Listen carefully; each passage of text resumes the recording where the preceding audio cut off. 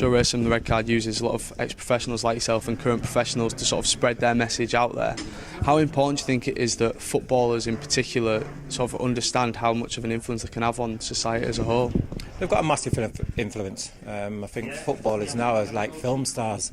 You know, they are role models. And again, what they do, not just on the pitch but off the pitch as well, a lot of the young people would follow.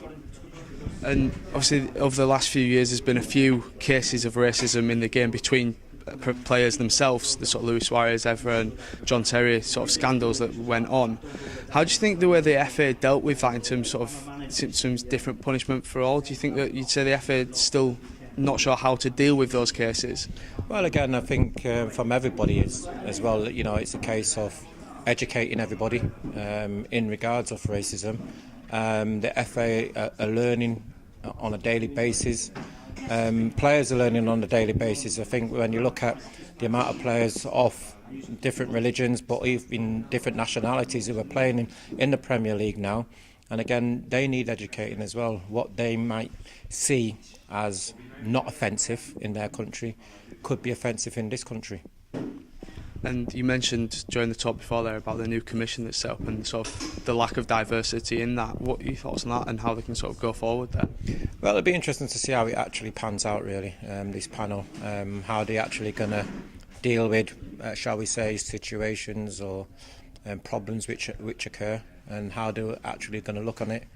And I think that's something which we need to address, especially at the top level. And again, you know, we keep using the word education, but I think that's something which we all can learn from, you know, and again from the top level right down. And if they're educated as well in regards of what's right and what's wrong in regards of racism, not just on the pitch but off the pitch as well, then hopefully we might see a lot more severe punishments. And recently as well, I know trouble there in CSKA Moscow the other week with Yaya Toure. Some people say that sort of there's all this focus on what's going on in those countries. Would you say that's sort of trying to deflect away from the troubles that we're still having in our own country here that we should be looking to address first and foremost? But again, I think if you look at the problems we have in this country as well, I think we made giant strides. I think you know, we might have one or two isolated cases in this country, but again, you know, the problem we've got is obviously in Eastern Europe or even, shall we say, Russia as well, where it's well highlighted.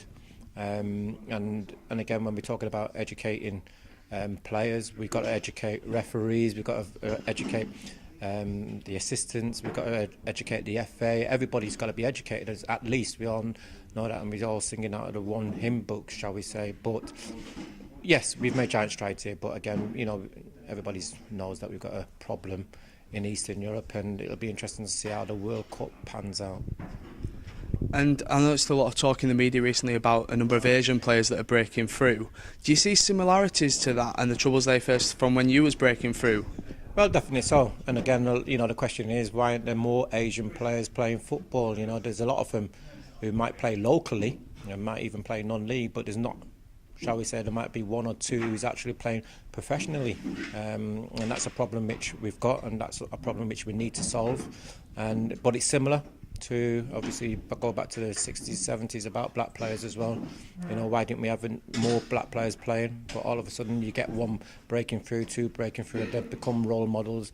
And then now, I think every team now has got a black player playing for their football team. I noticed the other day John Barnes did a column talking about how footballers sort of going on about racism, that sort of a side issue, that really the problem is society. What were your thoughts on sort of what he said there? Well, I can understand what John Barnes is saying, and again with our campaign as well, people think because we're called Show Racism, the Red Card, that we're trying to kick racism out of football, but it's not out of football, it's out of society, and I think we need to educate society in general. And just finally, obviously you've been involved with Show Racism, the Red Card for many years now. How pleased are you that you've been in a position to sort of help bring these strides forward with the organisation as well?